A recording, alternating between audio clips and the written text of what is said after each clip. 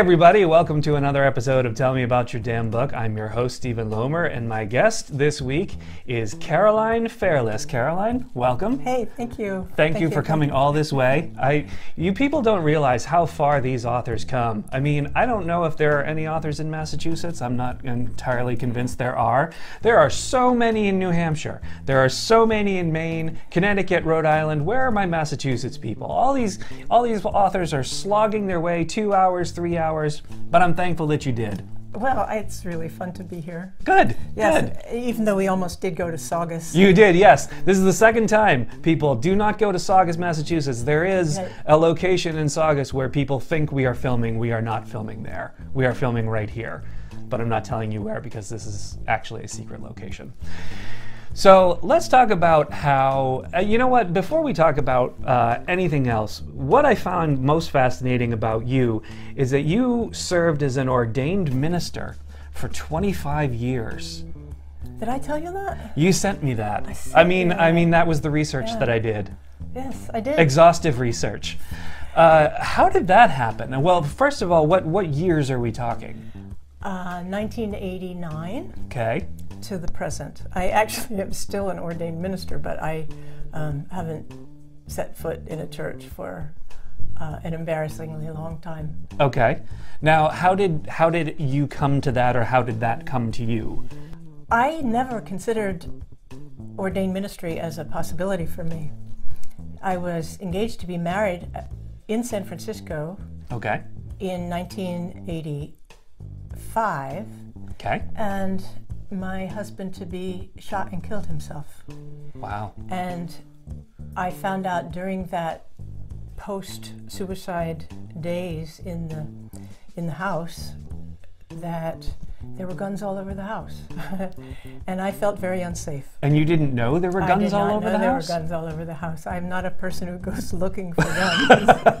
But you know, people stumble across all kinds of weird things doing the laundry or exploring. True, but I did not find a single gun, and then there were quite a few. My goodness. And so for several months I felt really unsafe, and one day I was walking in Berkeley across the bay from San Francisco and coming home from the farmer's market, and I walked by a sign that said Church Divinity School of the Pacific. Okay. That's the Episcopal Seminary in Berkeley. There are 8 seminaries there in Berkeley.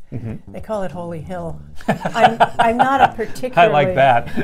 I'm not a particularly overtly religious person. Okay. But I looked at that sign and I said, I need to go in there. And I did, and I talked to the receptionist, and she said, well, are you here to start school, the program to be ordained? And I said, I don't know. And then little by little, I decided that this was probably a good idea. People who are, I have a book called Confessions of a Fake Priest, which is how I always thought of myself, because I had no real church call or no real idea in my mind that this was a good idea. So, but I went, and I was kept safe. That's true. And actually, I did very well in the seminary, and was a reasonably decent ordained person for all the time that I worked. I retired I can't remember, about 5 years ago, 6 years ago I retired. Okay. And so that was probably the last time that I've been in a church. I see. Except for one funeral. Okay, fair enough. Sure, that's often what draws us into churches. Isn't it? Yes. Yeah. Yes. I guess I just had enough.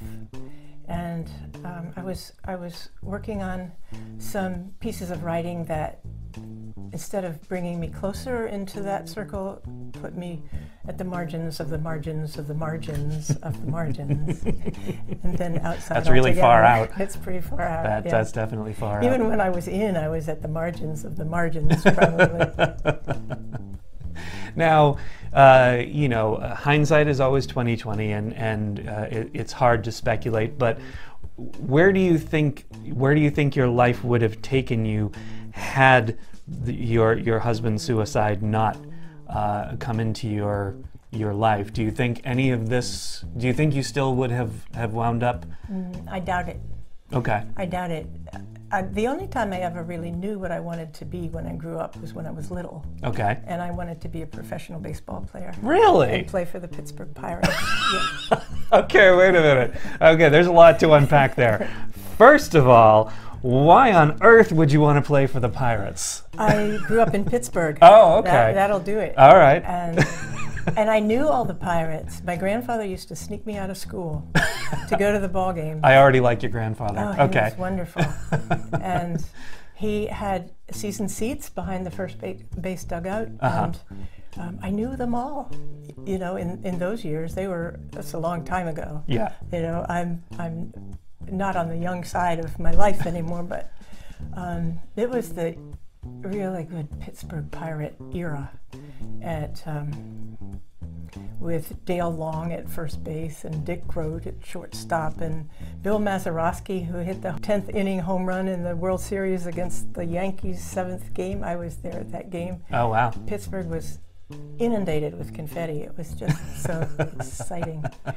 And thanks for beating the Yankees, by the Oh, way. yeah. Oh. Pittsburgh. Oh. Thank you so much for that. So you felt like you could break that gender barrier? You felt like you would be the first female baseball player, professional baseball player for the Pittsburgh Pirates? I didn't know when I was little that there was a gender barrier. Oh, I see. I just figured they hadn't found any girls good enough yet. Aha, and you were going to be that girl. I was going to be that girl. Wow. Wow. Do you still have a great love for the Pittsburgh Pirates? I have a great love for all of baseball. Oh, really? Yeah. Being in New Hampshire, New England, you know, the loyalty has changed a little bit. Sure, But, yeah. Baseball is my heart. Wow. All right. See, we're learning things, people. We are learning things. We need to step away for a moment. We will be right back with Caroline Fairless.